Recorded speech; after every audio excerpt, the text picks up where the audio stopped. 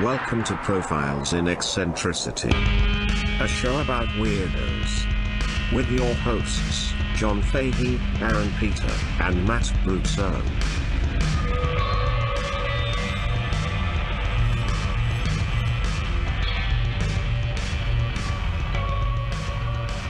Hello, folks. Welcome to Profiles in Eccentricity. It's a show about weirdos, doggone it. My name, as ever, handsome young John boy, John Fahey. Joining me eternally, the embodiment of human attraction, Mr. Aaron Joseph Peter. How are you, Aaron? That's me. It is good to be an archetype of perfection. Yeah, something to aspire to. Yes, a platonic ideal, if you will. Yes. But You are beyond male sexuality. Yeah. And you have become strictly sexuality. yes, it's a homosexual, heterosexual, pansexual. Pansexual, of course, is somebody who becomes aroused when around flatware. Right, of course. We are here with you're going to do it. Please. That I'm gonna nut Why? because to my right, to my 2 o'clock, Yes. is somebody that makes me go 6 to midnight. Oh, wow. Class. Matt Brousseau. Hi, I'm here. I'm still here. How you doing? I'm doing great, guys. It's great to be here. The Lord of Time Travel, 6 to midnight, baby. I God. love it. Matt, you're a gorgeous fella. How you doing? I'm doing great, guys. Here we are, episode 51. Very, very, very satisfied getting some Nixon in the bag last episode. Episode 50 on Profiles and Eccentricity. Yes. Ready to delve into the conclusion.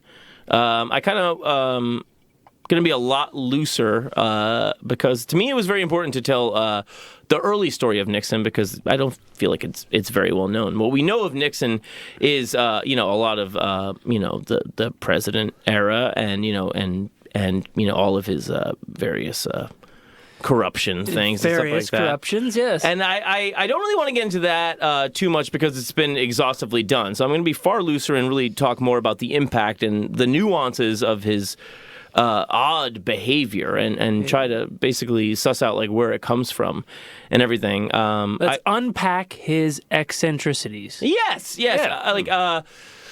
So there's a lot more darkness in this episode, believe it or not. We get a lot more of what we actually know to be true about Nixon, especially from the tapes and stuff like that. You find, the Nixon tapes are these completely uncensored, they were redacted when it was time to talk about crimes, but a lot of the things that survived on the tapes are things anybody wouldn't want anybody hearing them say.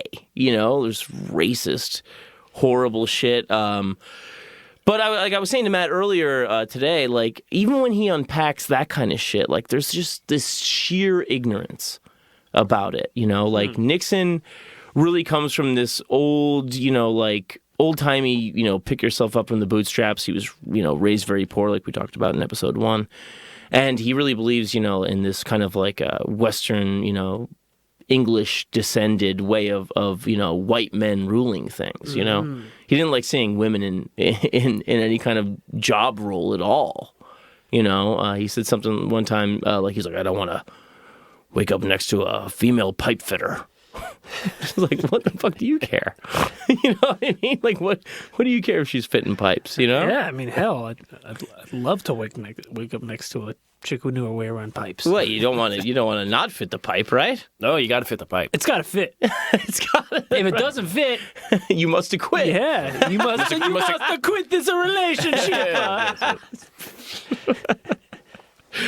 So that type of racism comes out in Nixon's tapes where he talks about he talks, one thing he says and keep in mind his wife Pat was of Irish descent, but he says at one point that the Irish can't drink and that they become too mean. Huh. And stuff like that. And I was like, oh, that doesn't really fit the stereotype of the jolly drunk Irish, And then he just says about the Italians, which you briefly just beautifully impersonated. Grazie. He just says that they're just not right in the head. That's all he says about it. Like, there's these just like, like when you're talking to like a dumb relative, and they go off one racist thing about one guy they knew that was Polish or whatever. Yeah. And then they, make that about all of it. Like he talks about shit like that with, he's caught on tape. I think talking to Rumsfeld, actually, where he's saying, one thing about the blacks is that they're never spies. You never see them spying. He's like, whereas the Jews, it's second nature to them. They're born spies. He's just going off about this shit. Well, without ever considering that maybe in Europe, a black guy in England with an American accent might, be obvious. Oh, right, yeah. Or maybe blacks are the best spies because you never see them being spies. Yeah. Yeah. Or, the things that you've done to them have made them keep their heads down a little bit, maybe. Right. Or why would they spy for America? Yeah.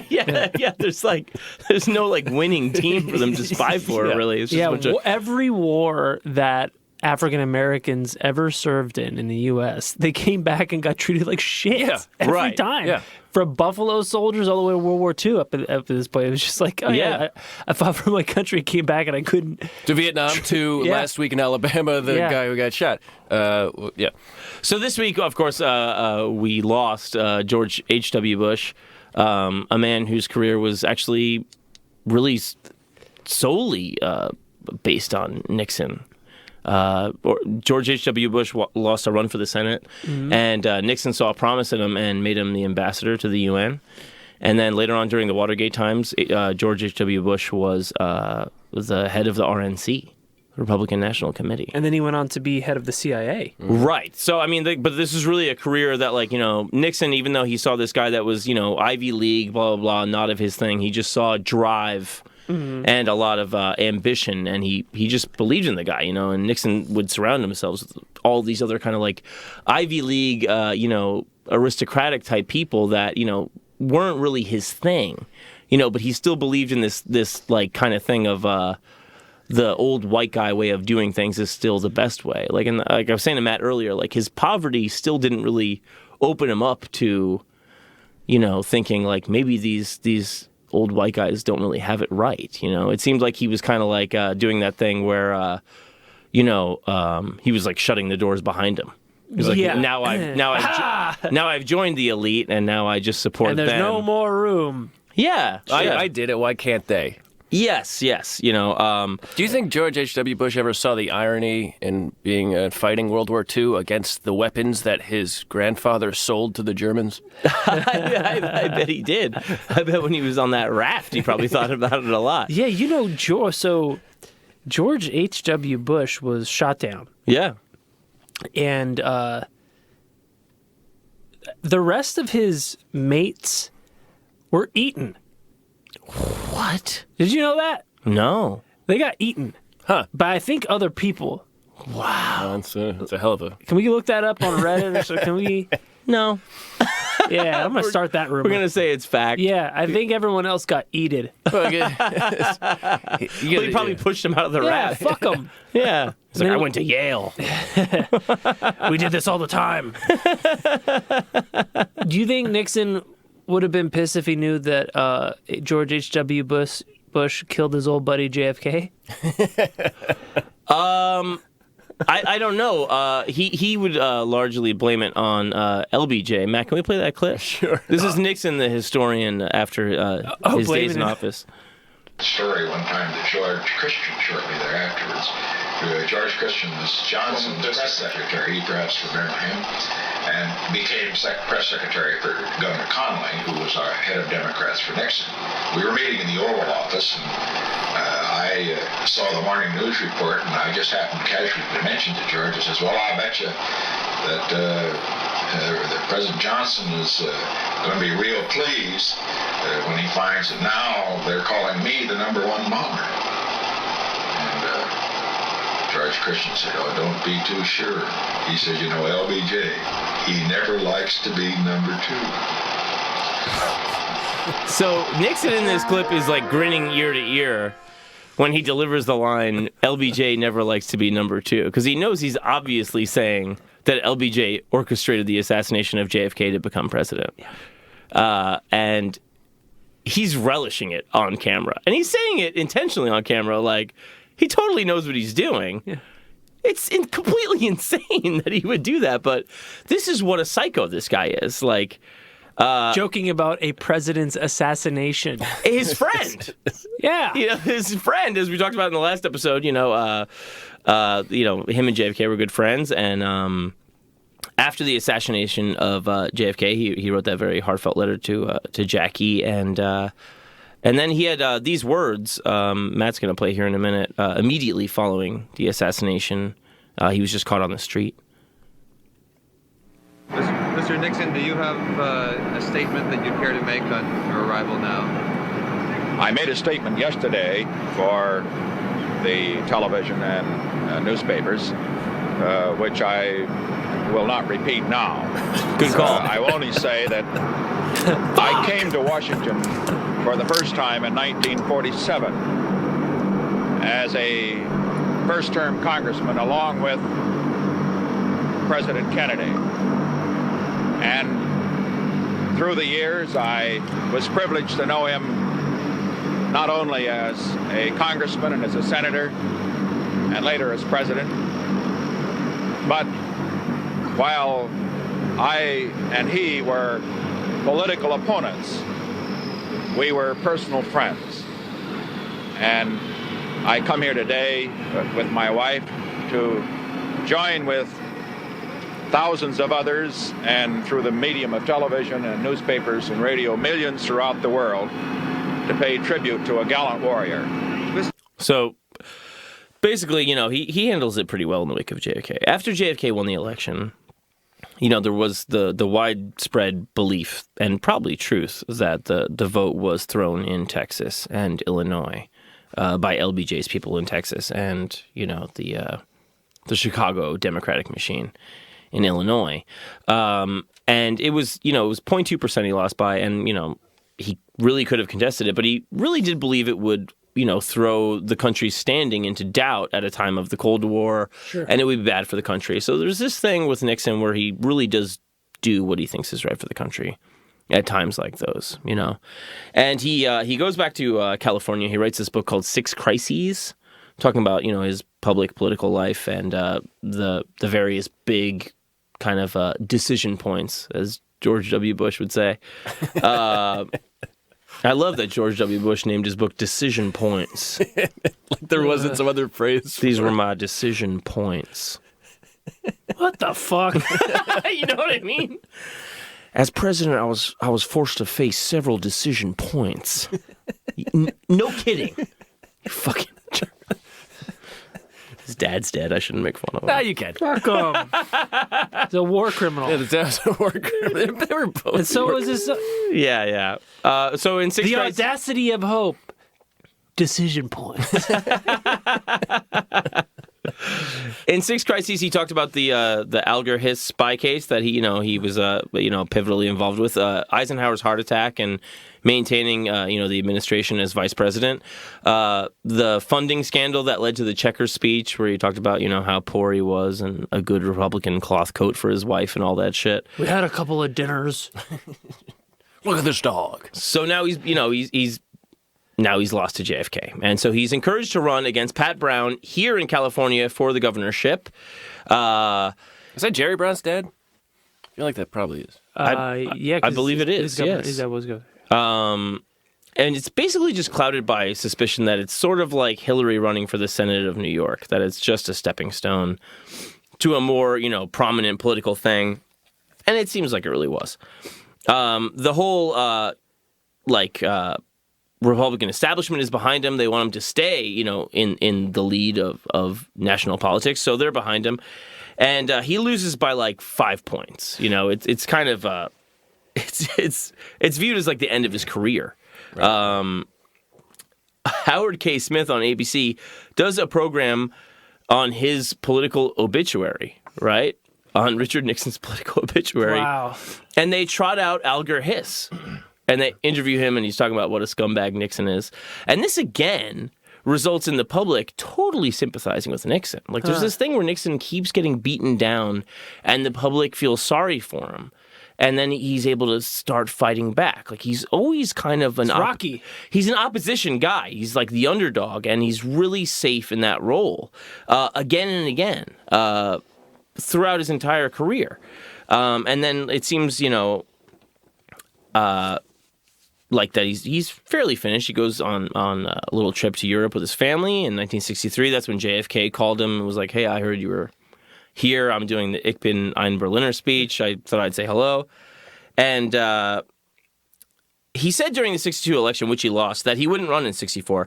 And so he's supporting Goldwater, and even though he doesn't think he's a good candidate or going to win, and Goldwater gets completely slaughtered by LBJ, of course. I'm sorry to jump in here, but the famous Nixon line, "You won't have me to kick around anymore," is after he loses California. Yes, and I always thought that when he said, you're not going to have Nixon to kick it around anymore because this is my last press conference. I always thought that was a post-Watergate thing because it was such a famous line. Right. But it's actually, long before he was president. Yeah, long before he was kicked around more. Yeah, a lot more. So he supports Goldwater, but he's not really blamed for the losses that the Republicans get, and he kind of comes out of it reputation unscathed.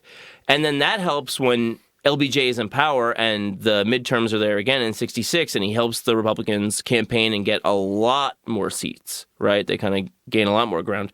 So he's like keeping his reputation up. And then in 67, he tells the family that he wants to run again. And Pat, the wife, The pipe fitter. right, the one that was formerly dicked down, she was kind of embarrassed by that Checker speech where, like, it was all about how poor they were. Like, she didn't like the public life so much, but she supports him. And Nixon thinks that Democrats are going to be torn about Vietnam, right? And, of course, they are, right? And they look at Nixon as basically being the guy that is steady. He later called it the silent majority and saying that, like, he was being, like, just the pragmatic, calm one at a time of, like, massive national upheaval. This is post-MLK, RFK assassination, stuff like that. And a lot of, people are just totally blindsided by hippie culture and revolutionary character. Yeah, this is, 68 now? 68, yeah. This is the most tumultuous year in American history. Right. It's Mod Squad's on TV, Smothers Brothers. Right. And 66 was, I think, it might have been the biggest quote-unquote wave since 2018 of this time as Republicans sweeping into power. Right, yeah. And so there was a huge, silent, but they voted, a majority behind them, too. Yeah, it's the thing that people always forget about in this country is just how vast it is and how the middle is so overwhelmingly white and pretty scared.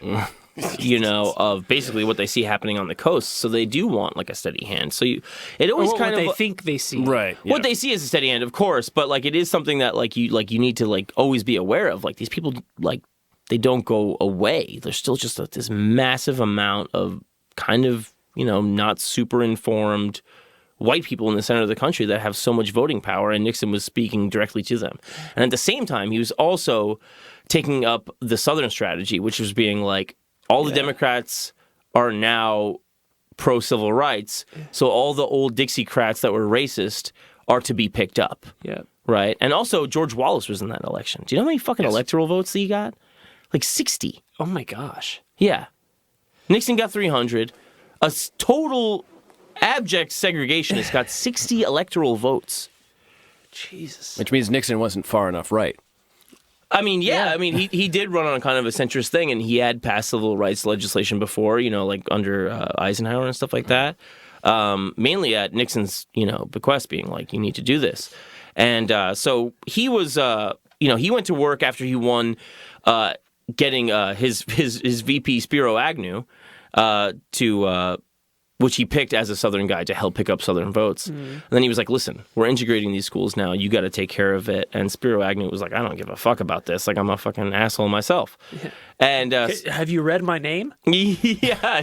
There's a speech I saw of Spiro Agnew where he says, if you're in surgery, who would you want to operate on you? Someone who was a graduated college or someone who got in because of a quota. And it's like, well, if they graduate, it doesn't fucking matter. But he's playing that old whistle. Yeah. Everything he did for Nixon was whistle. As long as they're not a pipe fitter. Right. Is there a school for that? And he goes, he does the whole attack dog thing that Nixon did under Eisenhower, where he's talking about, the hippies and the yippies, lions, tigers, panthers, Weatherman 1, Weatherman 2, SDS, PLP, the fucking something action movement. And he goes, I'd rather swap the whole damn zoo for a single platoon of the kind of young Americans I saw in Vietnam. And the fucking conservative, CPAC crowd goes apeshit. Completely disregarding that a lot of those Americans he saw in Vietnam are against him and part of those groups. Right, yeah. So Nixon is also running on, a Let's Close Vietnam platform, and then, he inherits this thing that LBJ has, which is I don't want to be the first American president to lose a war. Yeah. And then Cambodia gets overthrown, right, by the Khmer Rouge. And so now the North Vietnamese have this ally there. So then he starts doing invasions into there covertly. And suddenly, he's like, now I have to announce I'm invading Cambodia. So now he's the guy that ran on winding it down to now expanding it, right? That results in protests all over the country, which leads to the Kent State shooting where 4 fucking kids are shot at college in Ohio. Yeah. By the National Guard. Fucking insane. Yeah. And if you want to learn a little bit more, watch the opening credits to The Watchmen. Right, yeah. It's a great documentary of the U.S. history. Yeah, and at the time, the administration issued some really cold thing, being civil disobedience leads to tragedy sometimes, and then the protests really ramped up all over the country. They didn't do themselves any favors. The government, the powers that be. I mean, having Kissinger in your part of your administration. Speaking of war criminals. Right, yeah. So, I mean, Nixon, he does a lot, as president, he does, I'm not going to get too much into all the history of this stuff with his entire presidency and everything, but the notable things are the establishment of the EPA, right, and the Endangered Species Act, which a lot of people thought was for political expediency and not, anything he really gave a fuck about, but he still did.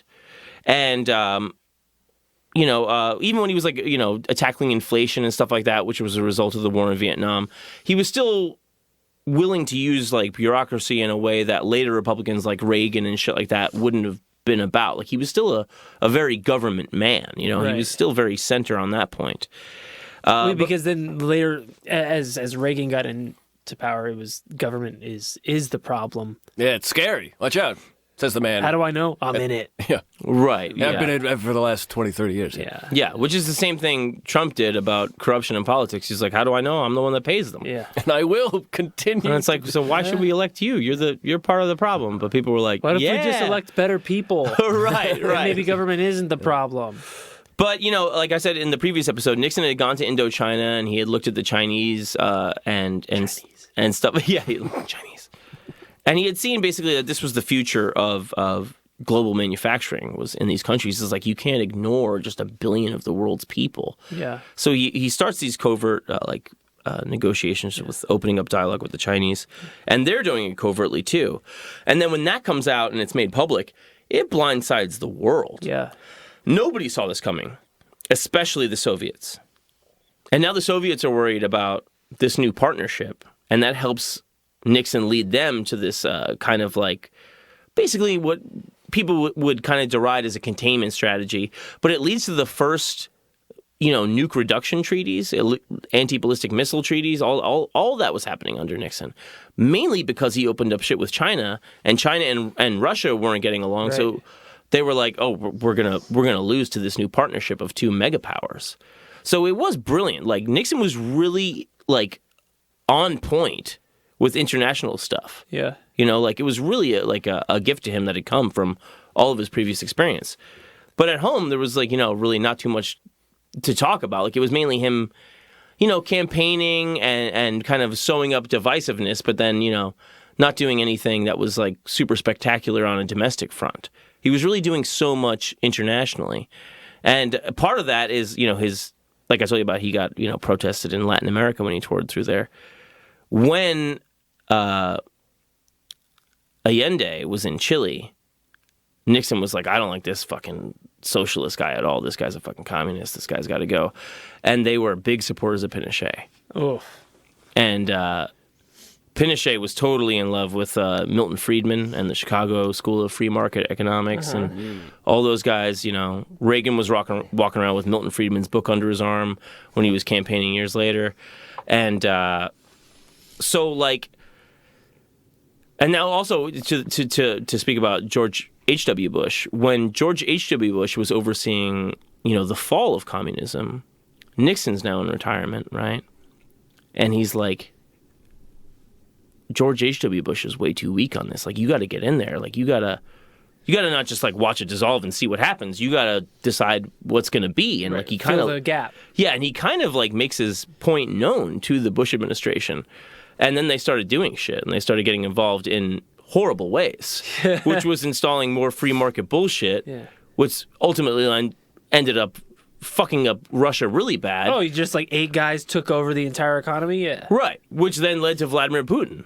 Like, it's a direct line. Like, everything Nixon does is really a direct line to everything that is going on in the world today, especially on the Republican side of politics. Yeah. You know? The silent majority.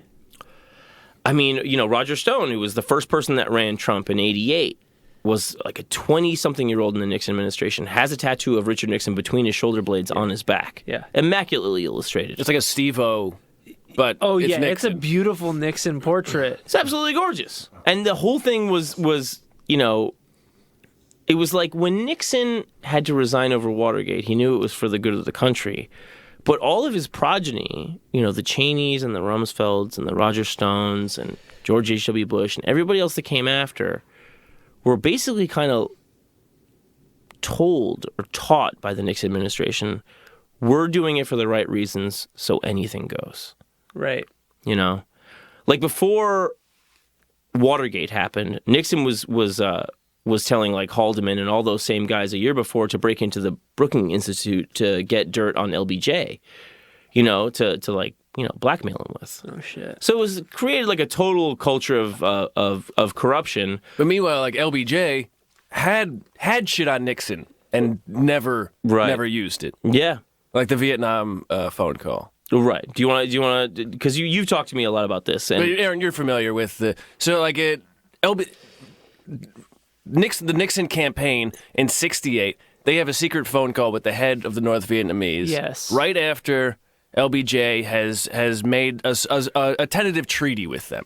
And there's a chance to end the war. There's a chance they're going to go to Paris to meet to end the war. And then Magneto came in that famous documentary. Well, this is through I believe a Chinese emissary, Anna Chenot, was kind of Nixon's direct line to the North Vietnamese. And it's in the Ken Burns Vietnam documentary. And he has a chance to end the war, but Nixon intervenes because he knows if the war ends, he can't run on ending the war. Right. So he intervenes and he talks to the North Vietnamese, and either they don't show up to the treaty or they go to the treaty talks and they just don't do anything. Right. And LBJ has his intelligence, and I believe the CIA was if it wasn't the CIA called the CIA, it was still around then. And they have a recording. It was the CIA. They were tapping the phones of the North Vietnamese, and they know. I know this voice. They know Nixon, and so LBJ and Ken Burns has the audio. He plays the audio. LBJ calls Nixon, and he goes, "No, Dick. No, I don't know if you heard about this, but when they kind of pulled out of the treaty, and oh yeah, that's terrible. That's terrible. No, Dick, you wouldn't have anything. No, I wouldn't. No, I didn't know. Oh no. And LBJ has the goods, and he knows, and he goes, all right, Dick. Okay, that's what I thought. Okay. Jesus. Yeah, he totally cucks him. Yeah. Yeah, I remember hearing the audio, and I think it is what I think I saw it in the Kennedy. And Nick's like, no, I would never. No, I would. A guy like me. And that's a thing that an act that the Reagan administration would then pull. Right, with the hostages. With the hostages in Iran. Yeah, and it's the exact kind of thing that, Nixon would have been against at the time that he lost to JFK. Now he just sees like this avenue for power, and he's basically willing to promise the North Vietnamese that they can get a better deal if Nixon's president, so hold out on this shit with LBJ. My countrymen. Yeah, so it's We've got tons of 19-year-old Mexicans and black kids to send over. Yeah.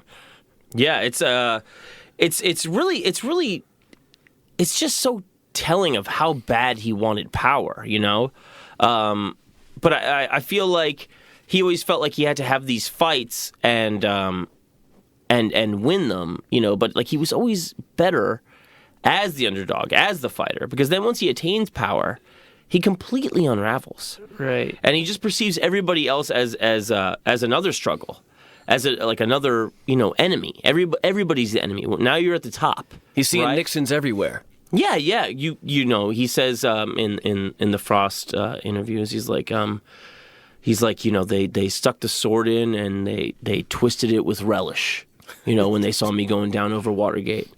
And if I had been in their position, I probably would have done the same. And it's like, well, what the fuck does that say about you, man? Yeah, because it wasn't. It was for some people it was relish, but for most people it was a sad indictment. Yeah, and they're like, we have to do this. We wish the president put us in this position where we had to do this. Yeah, it was. I mean, it was this very shocking thing of telling the American people that no matter who you elect, they're all scumbags that are bloodthirsty, horrible people that are just trying to tear somebody down rather than build the country up. It was an absolutely horrible message, which resonates to this day. Yeah. And I think that there's it starts with his belief of like I said, believing that this old white man way of doing things is the best way to do things, and not really getting to know your country that is now a multicultural country, and just thinking that they're all kind of all these minorities are kind of like cattle or whatever, to be shepherded to their right stall. Right. How can we use them for their votes? Yeah. What do we have to tell them to get their votes? Yeah, and he's at this time of massive national upheaval and disillusionment with kind of everybody waking up to the idea that the America they were told existed is kind of a lie, which has kind of started with Korea, and now it's made its way much more public with Vietnam. And, we don't have all that great, we beat the fucking Kaiser, we beat Hitler shit to pat ourselves on the back about. We see that we're... we lost to a bunch of Chinamen in tunnels. Right. Is what he would say. Yes. Mm-hmm. So it's like, but that thing with all of his offspring, from that go through, all the revolving door of Republican elections. It's like Rumsfeld and Cheney pop up again. All the way until George W. Bush. They go in, Reagan, they go in again, George H.W., and they go in again, gangbusters when it's time for George W. Bush. Oh, man. And then they have that thing where it's just like, yeah, if we do it, it's not wrong. Like, Dick Nixon showed us the way. Like, he was a great guy. He did really good things. And, fuck him. If we can get away with it, we'll do it. That was the school you were taught. Jeez. It's like, when Chris Christie was caught for the bridge scandal and stuff like that, he had to admit, I've obviously, foisted this atmosphere of do whatever it takes to win and also destroy our enemies, Like Nixon in the White House, did have a thing where he would pick out specific journalists and be like, I want you to go through all the microfilm of everything that guy's ever written about me going back to the 50s while he was president. And write down the first letter of each line on the left margin. Right. But there was a get 'em list, a destroy 'em list, putting Secret Service people on Ted Kennedy, right? Who he called a fat Catholic jackass on tape, which is very funny. It is very, very funny. Who can't drink? Yes, who can't drink, otherwise he gets mean. But there's there's the post-presidency too. I'm really fascinated. He becomes kind of like this armchair historian, and he talks a little bit. Would you mind playing that clip about the where he starts with the Kennedys and it's very fascinating for me to hear his take on previous and current Democratic politicians from the position of a man that lost the presidency in disgrace. Yeah, because at this point, what does he have to lose? Looking at the Kennedys, I make an interesting comparison. First, Edward Kennedy was the best politician of the three. He is the best politician. He's gregarious. He loves it. He's warm. John Kennedy, on the other hand, was quite a shy person, really. It was not easy for him to get out and shake hands and the rest. He did it very well. It wasn't easy for him. He was a quite private person. I would say that Bobby Kennedy, on the other hand, well, I would compare him, as Alice Longworth used to, as he was like a 17th century Jesuit priest, passionate, one who brooked no opposition and so forth, very intelligent and so forth. Very, very interesting. Yeah. He's taken the Kennedys, and Ted Kennedy was, of course, an obvious enemy, and surely RFK, when he was alive, after, JFK had died, was obviously somebody that he thought was gunning for him for the 68 election. He's still very flattering and kind of... Well, it's always... these type of people always speak positively about their enemies after they're dead. Right, after they've But Ted crushed Kennedy is not. No, but he's a fat Catholic jackass. Right. But, Bobby's dead at this point. Jack's dead at this point. So, of course, there's no... But it's easy for him to see, I think, especially that Teddy is definitely coming from him. I think. Because they say, these two friends, JFK and Richard Nixon, that come up together, he grows up the poor guy, and JFK is raised the rich kid, and then he suffers this defeat to JFK, and then JFK is killed, and so JFK is immediately like the martyred king, and then Nixon is forever cast as the Dark Knight, and it's like, and that's kind of the way it goes, Like Nixon gets by thereafter on like public sympathy of like people being like, oh, you're too mean to him and stuff like that, and then he's like, also like doing whatever he thinks it takes to get the job done. Right, because he's not the president we need, but he's a president we deserve. Right. Very good, John. which would make Gerald Ford... Two-Face. Gerald Ford. Dead today. But so once he's in power, like you have all this darkness descends, right? Like the struggle's over, and now everybody's the enemy. And so that's the main thing I've been searching for and trying to find out about who this man is and why he did these insane things. Like, who is this man that came up with an enemies list? Who is this man that told all of his subordinates that no matter what, we have to destroy these people, otherwise they'll destroy us and our way of life and America? Like, what the fuck happened? Right, what happened between Whittier and the White House? He couldn't just cuck his way through that list like he had in the past. Yes. He basically started, they think, going down in like 1970, right? 2 years into, or just a little bit over a year into his administration. Is when he started going down the left-hand path? He's seeing all the flag draped coffins are still coming home. Right. He's still caught in that. Now he doesn't want to be the guy that There's loses. heroin in those coffins, by the way. Right. Yeah, I saw the movie. Yeah.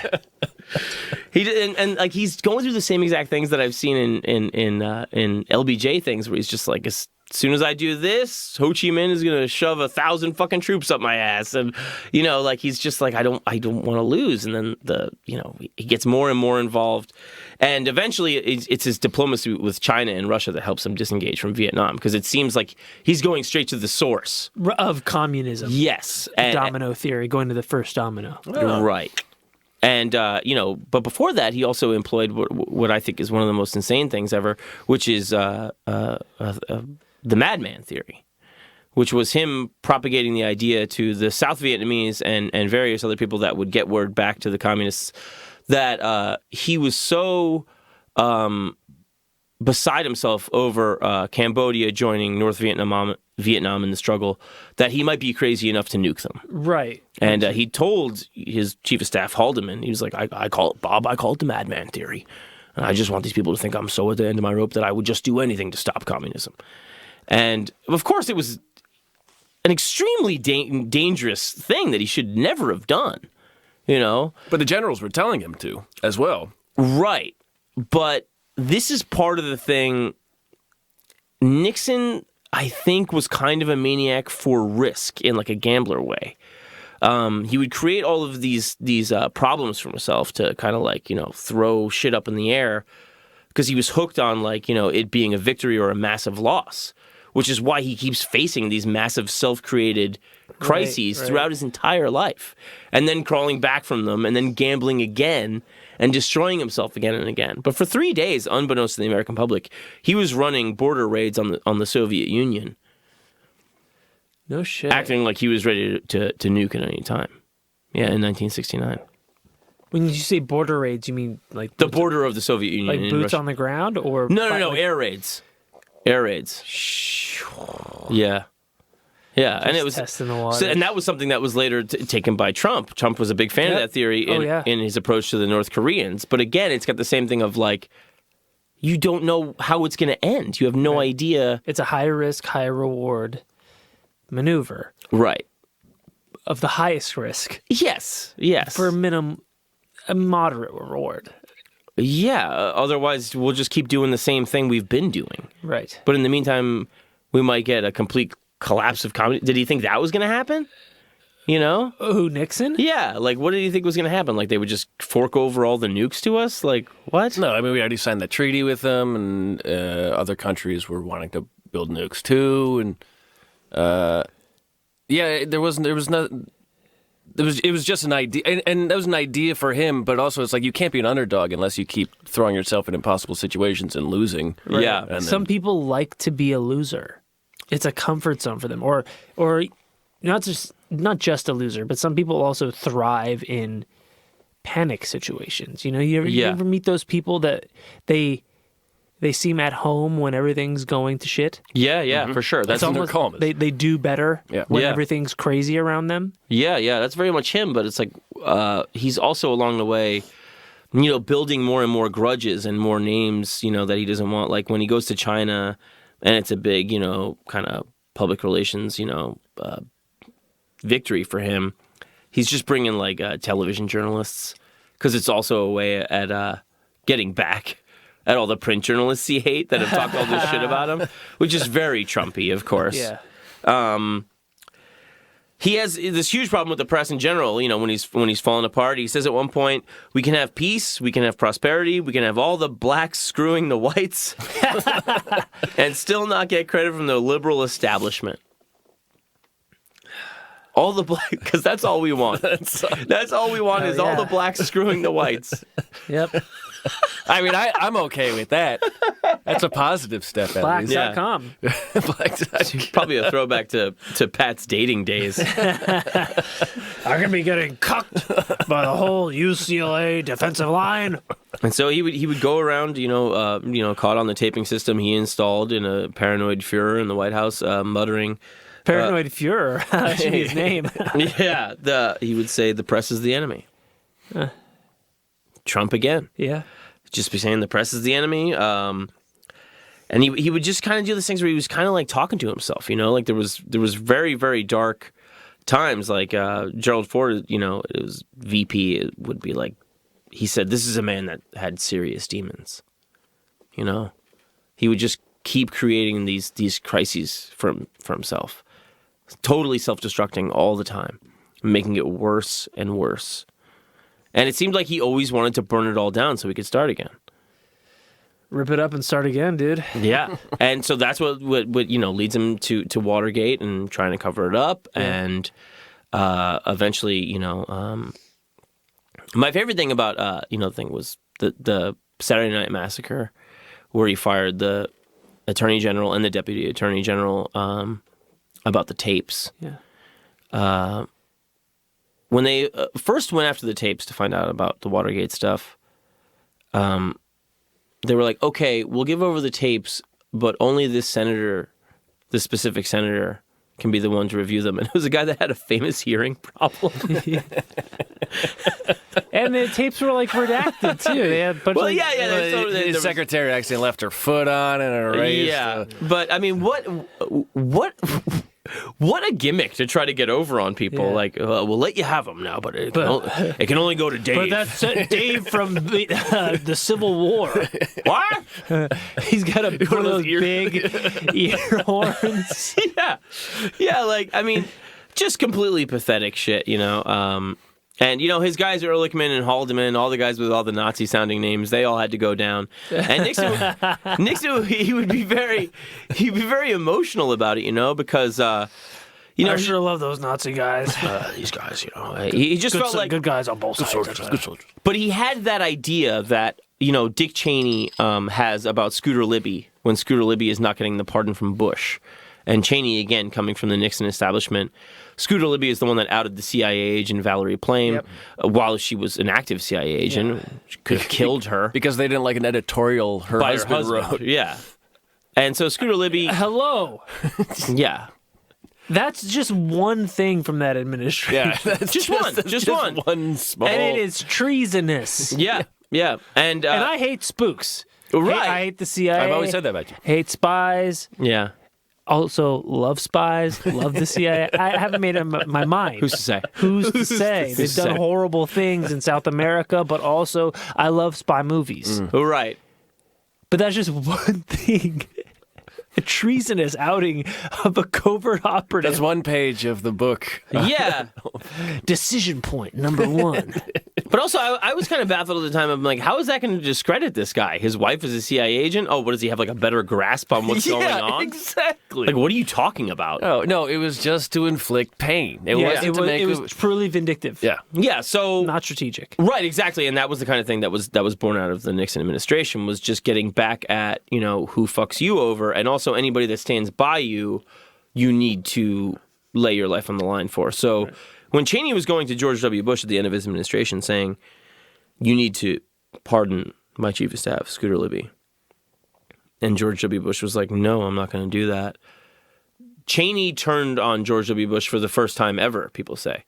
And he was like, his words were, you're leaving a good man on the field of battle.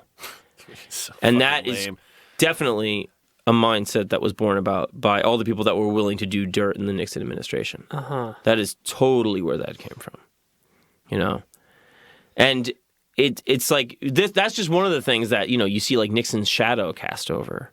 And it also... You know, Nixon, like I said, he wanted to play all free market games in South America, and he wanted us to play free market games in Russia. And then that was pushed even further by Reagan and all of, you know, his people, and George W. Bush. Everybody was like, we're going to open a Starbucks in Kabul or whatever. Everybody's going to be so psyched for these American jobs. Yeah, they're going to be so psyched. Yeah. Did you hear? Yeah, but I really think that Nixon actually believed that was the solution to people's problems worldwide, whereas I think later on it became people being like, how can our people make money in these places that we consider shitholes? I think that makes all the difference. Right, yeah. I do think Nixon actually believed that he was the Dark Knight in the way of like, I'm not as popular or as hip as those guys with those haircuts, but by God, I know what's best for people. You know what I mean? Yeah. I really believe he thinks that. And I think every Republican has thought that since. Like, we're the lame ones, but we're actually the ones that you want controlling things. Huh. I think that's really been the platform of every Republican since. Like, oh, yeah, we're not as cool and accessible as... It may be their platform, but... I think they believe it. Some of them. I do. I really do. I think they believe it. I mean, now it's taking a bit of a different turn. You want to talk about this administration? well, I mean, this administration shares so many similarities with the Nixon administration, except for in the way of, I think Nixon would be very against Trump's isolationism. Right. That's a thing that Nixon actually turned the Republican Party away from, and to trying to be, you know, like I said, like most of his administration's accomplishments are international ones. Trump has no interest in that. I think Nixon would be totally not on board with that at all. Right. You know? Also, I don't think that Donald Trump would ever give up the presidency for the good of the country. Right. Richard Nixon would. Yes. Or Richard Nixon wouldn't contest a tight election for the good of the country. Right. Donald Trump absolutely would. He'll contest anything he loses. He'll contest things he won. Yes. Yeah. I mean, so I think he'll contest documented pictures and fact. Yeah, I think that, you know, he really, you know, believed in these things. He just also was a really fucked up person. People close to him, were never that close to him, and people that were friends his whole life sometimes wouldn't even call him by his first name.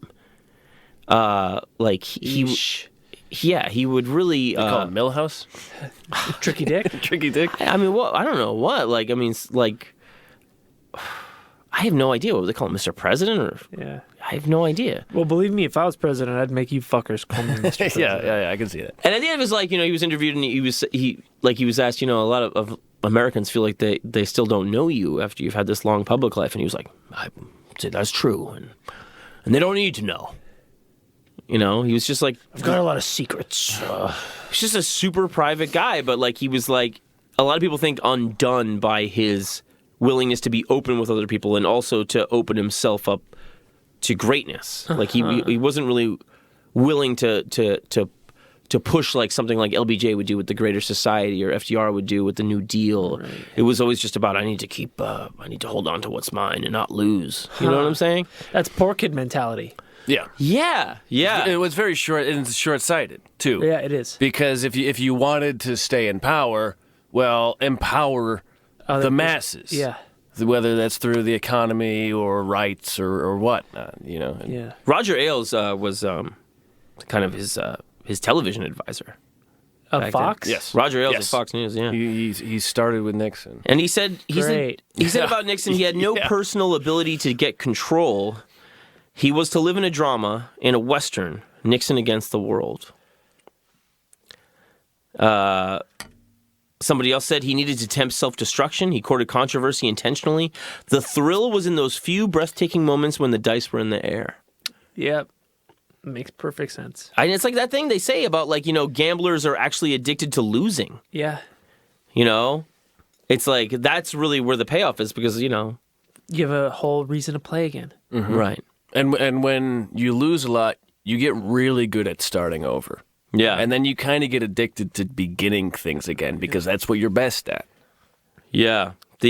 When the Apollo 13 crisis happened, he was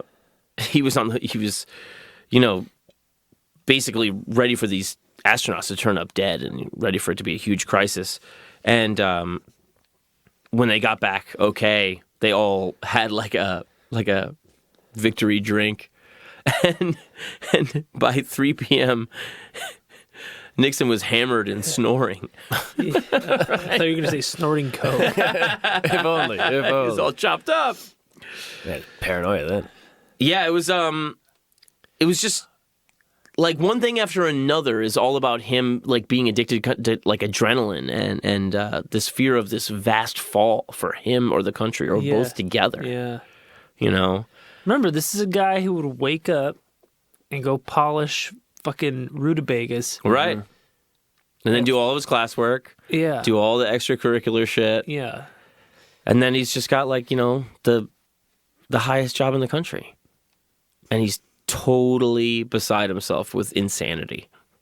Do you think he wasn't prepared for it? Is anybody? I mean, yeah. I don't know. I think it's interesting because of his post-presidential remarks, which I'm so fascinated with about other presidents and the wielding of power by great people. He seems to always have had at least kind of a hold on it. Because he seems like he should be the most prepared. Vice president takes over when Eisenhower has a heart attack. Right, yeah. I mean, if he was running now, he would say he's the most prepared person for the job, like Joe Biden's saying right now. Yeah, like you said. But he actually had a far better, pedigree. Yeah. He was the president when that guy's heart was fucking kicking out, And but I think that he was better as a subordinate. And he talks about that in the rest of that clip we're going to play. This is just a couple of things with Nixon talking to Pat Buchanan. Pat Buchanan. The national treasure. The man who made George Wallace look exciting. This is Nixon off camera talking to Buchanan about LBJ. I think maybe we can get through LBJ in that period. Oh, yes, I can do that. Oh, yes. Okay. You know, there's this terrible book out on him. This terrible book. Oh, I know it by George Reedy. Did you read? Is it Reedy's book? Robert Caro. Oh no, this new Caro book. book. Yeah. It gets a rave review from Clifton Fadiman, Book of the Month. Unbelievable. Stand by. Shit, it makes him feel like a goddamn animal. Quiet. Of course he was. And when he says, of course he was, he's grinning ear to ear. Do you have the part where he talks about abortion being okay in the case of blacks and whites? No, I don't know about that. Oh, yeah. That's in his tapes, too. Like, oh, well, I'm against abortion. Of course, in cases of incest or when a black makes it with a white. Right. Jesus, I was a really big fan of finding that the things on tape that he said that were like horribly racist. He's talking to Donald Rumsfeld, and Rumsfeld's like, yeah, like, yeah, and like he's just like going off the top of the dome, like, well, these off top, yeah, off top racism, huh? Yeah, and Rumsfeld's like, hot fire. I know, yeah. But then I think in the next part he goes on to talk about wielding power. He was a man. LBJ was a man. Yeah, which of course he was. There's no question in my mind that in this century, the three greatest politicians, active politicians, were Theodore Roosevelt, Franklin D. Roosevelt, and Lyndon Johnson. Nobody else of the presidents was in their league as political operators. So now you got Theodore Roosevelt. Listen, I don't want a president who's warm on the outside and warm on the inside too. I want one that's warm on the outside, but I want one who, when the tough decisions are made, is cold and tough and will make the right decision without fear of failure. I mean, yeah, I guess we all want that. President Eisenhower was loyal too, I must say. But he believed, he was a military man, and he believed that people that are subordinates carry out what the chief wants. I'll never forget that perhaps the man that Eisenhower and many European people that have talked to me believe was perhaps the greatest chief of staff in World War II was Beadle Smith, General Beadle Smith. And Beadle Smith, this was afterwards, was a neighbor of mine in Spring Valley. He came in one day and we'd had a couple of drinks and tears were coming down. He was not well at the time. He says, I was just Ike's Pratt boy. Ike always had the Pratt boy. And he says, that's what you are. Well, it didn't bother me a bit. That was my job. A vice president, a member of the cabinet, a member of Congress who is a member of the president's party. He should always consider that he is dispensable and should do what the man wants to carry out the policy. Because otherwise, the man's got to get down there in the ring. What happened to Richard Nixon when Eisenhower was president? It'd be bad for me. Wouldn't matter that much, maybe, to the country. What happened to him could be disastrous. So I think that Nixon was actually kind of like checked in the VP role in a way that was perfect for him.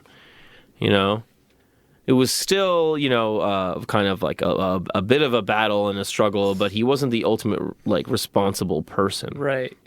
You know what I mean? He had a North Star. Yeah, like him as the campaigner and was really his best thing when he was striving for something.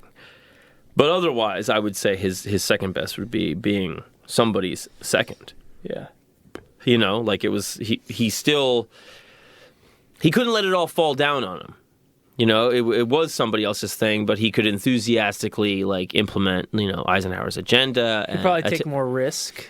Yeah, attack his enemies, etc. But I think he was a guy that was sort of more ready to take orders than give them.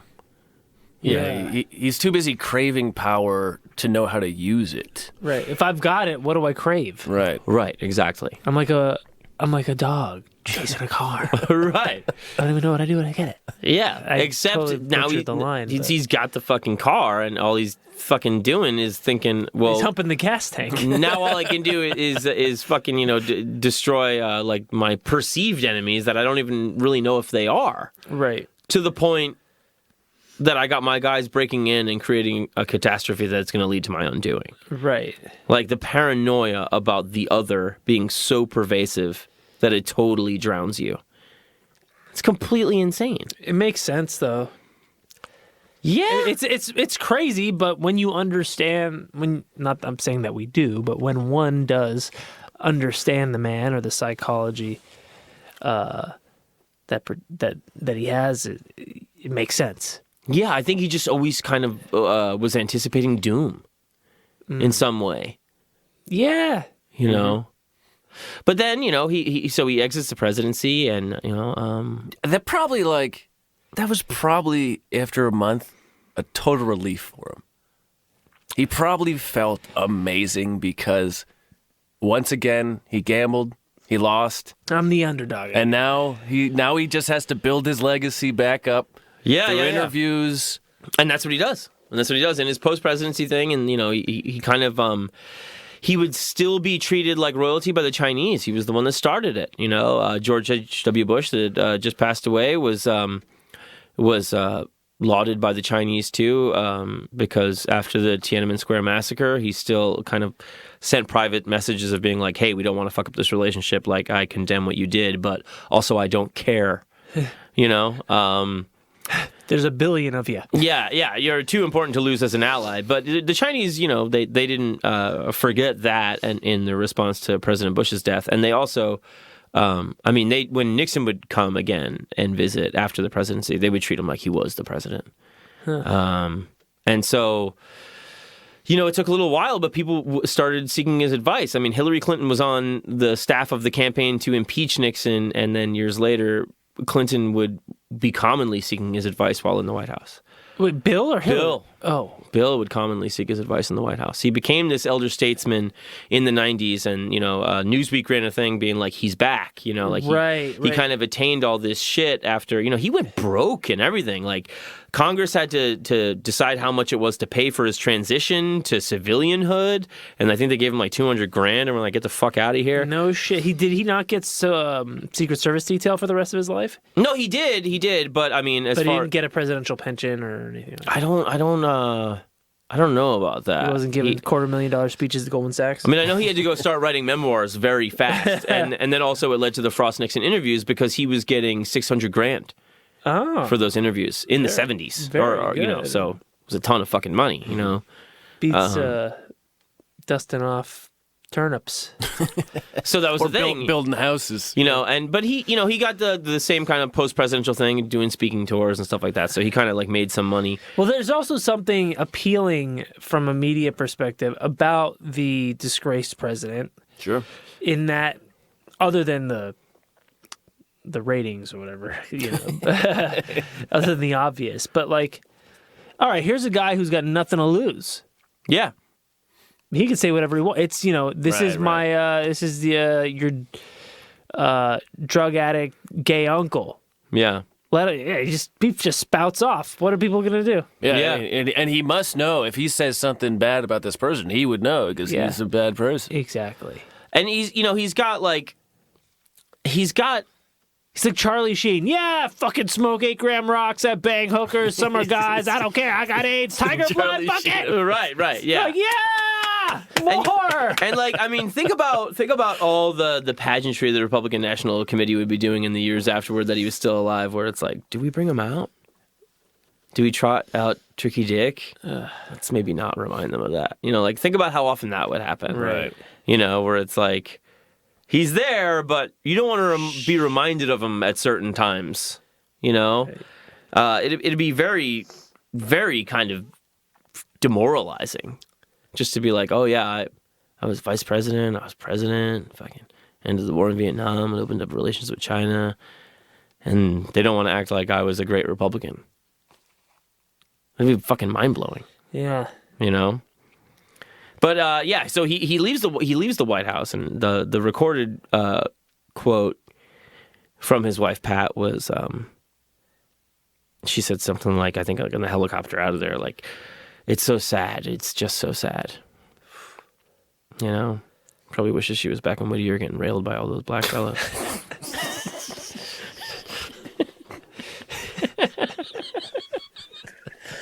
I know I do. But so yeah, he goes out, and he does his thing. He's doing his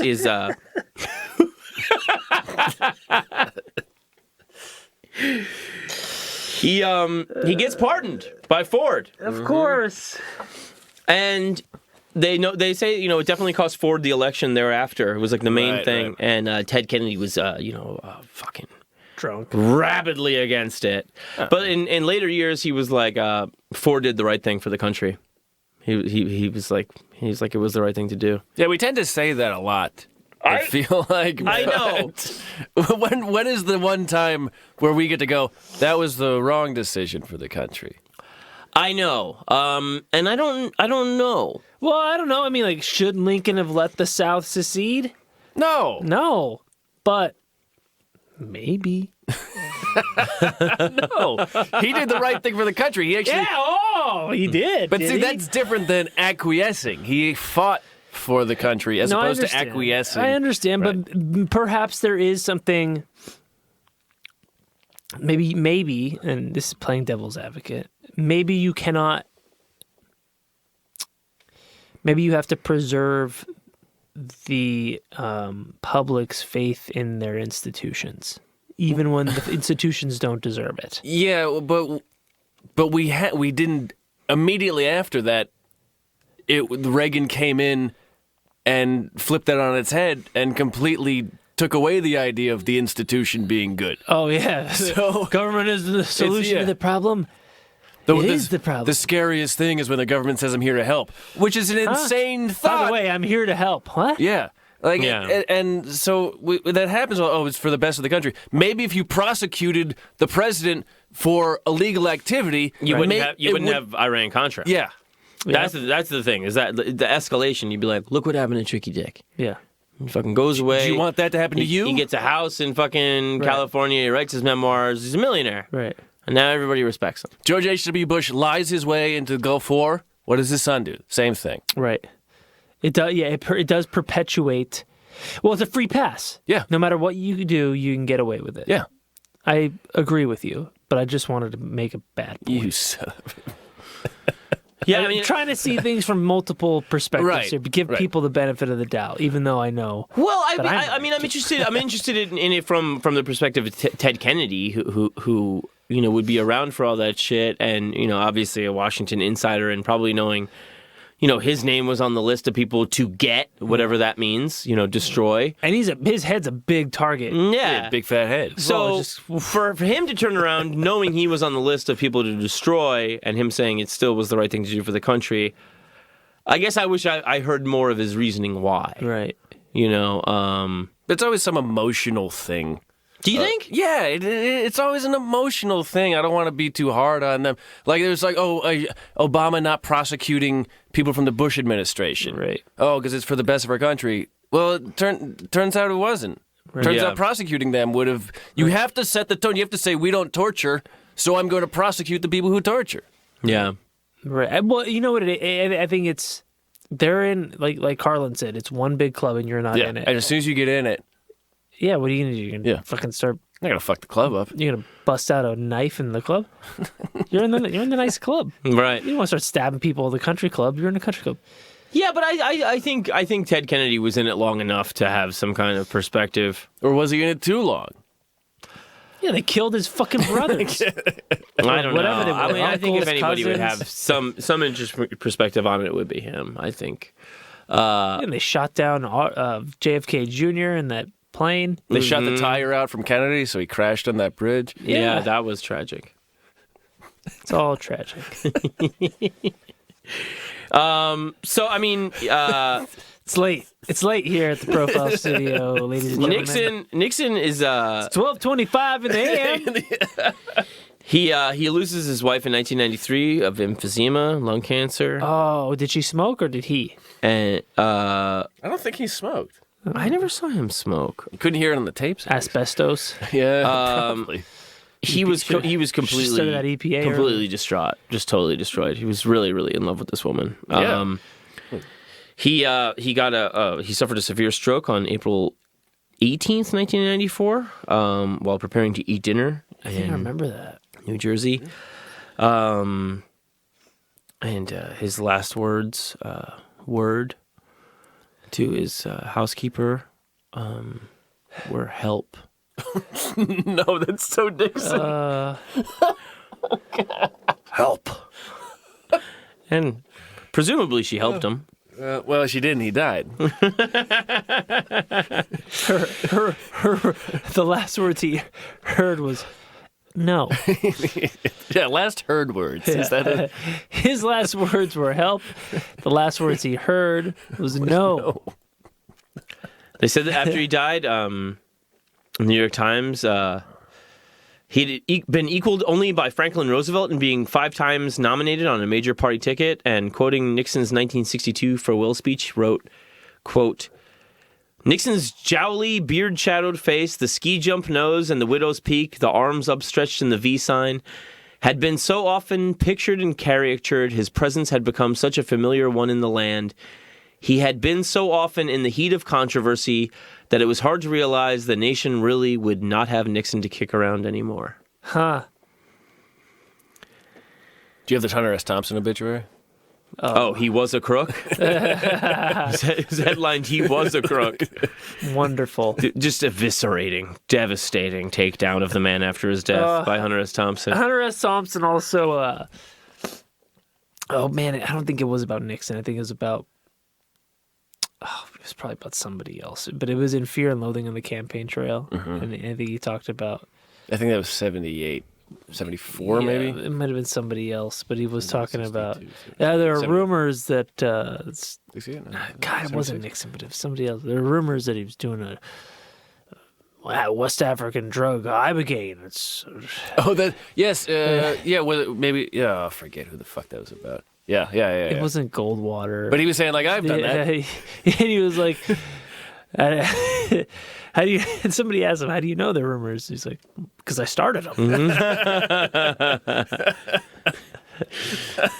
And basically, like as far as a legacy sort of thing, George McGovern, his one-time opponent, I think it might have been McGovern, said in 1983, President Nixon probably had a more practical approach to the two superpowers, China and the Soviet Union, than any other president since World War II. With the exception of his inexcusable continuation of the war in Vietnam, Nixon will really get high marks in history. I think for the détente with China, I mean, I remember learning about that in high school and somewhat understanding how big of a deal that was. Yeah. And we're only now kind of we're gonna have to reckon with the superpower that China is in the near future. Mm-hmm. And I think he bought us some time. So I think that is an accurate analysis of the work that he did, and probably opened up like American manufacturing to be shipped to China, but then for them to make a shit ton of goods that we now purchase. But he knew that it was going that way. Yeah, he's like when he visited over there, he was just like, "Oh, this is the future of manufacturing." Yeah, you're not going to stop it. All you can do is hopefully exploit it. Yeah, I just I think I'm like, I mean, he's a total scumbag. Mm-hmm. Yeah, the jowled face and ski jump nose and widow's peak, whatever that. He's self-preserving. He's racist. He's corrupt. He's addicted to power. Cuck. Right. But I kind of like him in the way that I like Stannis. You know what I mean? That's perfect. Same hair. He's like this Stannis Baratheon from Game of Thrones. Yeah, he's like this unlikable pain in the ass. But I'm doing willing to do anything, but just thinking he's doing it for the right reasons. Right. Really, really, truly believing it, and I just, I completely loathe what he's done to American politics and the country. I feel like he's destroyed it for generations. But I just think, in this regards, George H.W. Bush, too, you can still find some kind of likability and pity in a man that doesn't know what they're doing, how stupid he is. Yeah. Mm-hmm. Yeah, I mean, and you also... When you consider the era and the environment that they were raised in or that they became men in... Well, I mean, just the Cold War over your shoulder at all exactly. is with those guys like Bush 1 and Nixon and even Cheney, they really did have this deathly, paralyzing fear of communism. Yeah. And there's a part of me... that really, aside from their power hungriness and manipulation and conniving, they really did feel like they were doing what was best for. Yeah, the world needs bad men. Yeah, to keep other bad men from the door. Right. And I think a lot of people, I think a lot of bad men in history are probably like that. Yeah. Well, the bad guys never think that they're the bad guy. Well, they got to sell themselves to themselves. Absolutely. Fucking assholes. No, you're right about that. Yeah. You're right about that. Yeah, I don't know. I've been really obsessed with the guy. I think he's cast the longest shadow over his party's politics. Even though, because think about it. But his party has been in power since then. Like they've rigged the game and rewritten the rules and redrawn the maps. That it really has had no consequence for them. They've been in power since then. Yeah. Right. Save for a couple of sessions of. Right, but in regards to the other party, it's not as if the shadow of JFK lingers over the Democratic Party. What shadow? There's no shadow on that. They got rid of it. What shadow? Well, they got rid of the old style of Democratic politics. They embraced all the Republican style of politics under Clinton. They embraced corporate. Yeah, exactly. And Exactly. Got rid of whereas caring about the middle everything class. Nixon started was pretty much kept in place. Because it worked. Yeah, and it was cynical and dark. Yeah. Yeah. So there is no. What I'm getting at is that there is no shadow to be cast over the party. I believe that there should be, but there isn't. The corruption that started in the Nixon administration still permeates because of it. Yeah, well, some of it was the same people. Right, but to what end? I mean, like, it hasn't cost them anything. No, exactly. But other than the opinion of bleeding heart, hopeless libs. Mm-hmm. No, I hopeless think cuck libs. Maybe the best thing you can say is that from Nixon to Reagan to Bush 1, Bush 2, Nixon was the least bad. Yeah. You can wrap Trump in there. Yeah, I guess the trouble. Like, all of these guys are fucking assholes, and most of them are war criminals.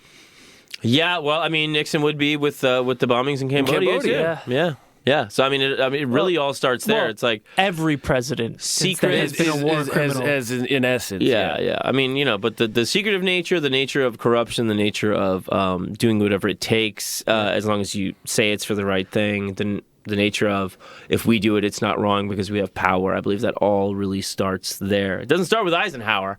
Right. You know what I mean? Yeah. It really starts with Nixon, like this thing of like we know what we're doing, we know that it's not really legal, but we know that we can and should get away with it. Yeah, it's so rough because I think there is a case to be made for, the lines between good and evil kind of blur after World War II. Right. And it's real easy to draw those lines in the sand prior to that. And there is also, the argument of if it's not us, it's some other guy, and do you want the other guy? Right. And it's just not. It's not an easy job. You should never want it to be. You should never want to be the president or the king or the man in the high castle or whatever, whatever it is. And it's an impossible job. But oh God, I was listening to an interview with Mike Davis. He wrote City of Quartz, and he's a Marxist. He's an urban theorist. He's a critic, etc. But he was praising Obama not praising, but he was saying I think Obama did the right thing with the bailout to the banks and not bailing out Main Street. And I was like, what? This guy of all people saying that? And he was like, well, you got to look at it in the bigger picture here. If you bail out the middle class with just a check, most of that money is just going to go to China immediately. Huh. All of our goods come from there. It's just going to leave the country. Right. And I was like, holy shit, I never thought it. Like, you have to think about it 2 or 3 steps down the road, like with Saudi Arabia and what's going on with Trump right now. They killed that journalist. Lindsey Graham said, there's not a smoking gun, there's a smoking saw. Right. Like, that's the indictment they just put on this fucking Saudi prince. But Trump is still not condemning it, right? Because we sell a lot of arms to Saudi Arabia. Right. That's one thing. Sure. That's one part of it. Well, why are we selling much arms to Saudi Arabia? Well, if we don't sell it to them, guess who is? Right. Someone else. Yeah. Well, yeah, but they would still have to learn how to use them. And it's a big changeover, but in the long, these people are operating on time scales that we're not taking into consideration. People still have to learn how to use them. Well, you have to change. You got to change from Linux to fucking Android or whatever.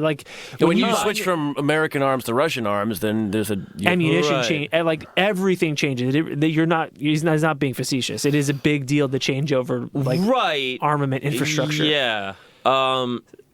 I just think it speaks to another thing about this administration where there's nobody really in control. So you can get away with whatever, That's part of it. That's definitely you can part get of away it. with anything. Do I think it's a coincidence that under this president that Saudi Arabia is killing journalists and the Russians are killing anybody they deem an enemy? The Chinese are disappearing people. Absolutely Actresses. not. Absolutely not. They know that nobody is driving in the car, and now is the time to tidy up business because we have an this is the end of American empire. president. Chris Hedges called it. It's happening in the next decade, 2 max. Yeah.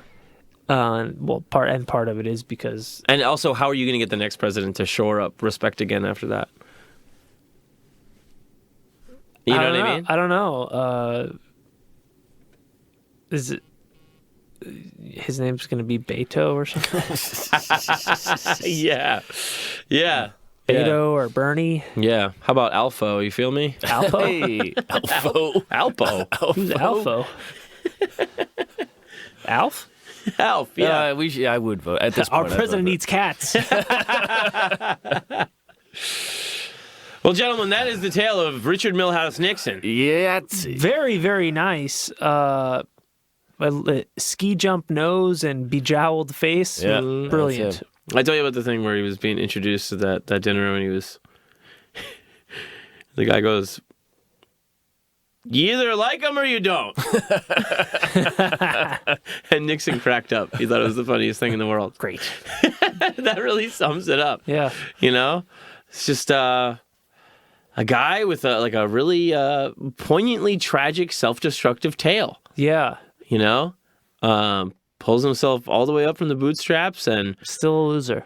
Burns it all down. Some people are just losers. Nixon, They loser. love to lose. Yep. Yeah. Even when they win. Mm-hmm. Well, you can't lose without winning first.